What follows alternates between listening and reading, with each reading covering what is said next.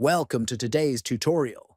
In this video, we'll guide you through the process of adjusting the number of simultaneous downloads in the Phoenix browser on your mobile device. This feature allows you to manage how many downloads can occur at the same time. First, open the Phoenix browser on your mobile device.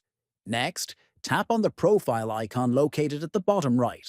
Then, scroll down and select Settings from the menu options. After that, scroll down and tap on Downloads. Now find the option labeled Download Simultaneously and tap on it.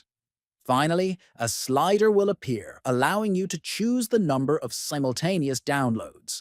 Slide it to your preferred number, ranging from 1 to 6, to adjust the setting accordingly. By following these steps, you can easily control the number of simultaneous downloads in the Phoenix browser, enhancing your download management. If you found this video helpful, please consider subscribing to our channel, liking the video, and sharing it with others. Thank you for watching.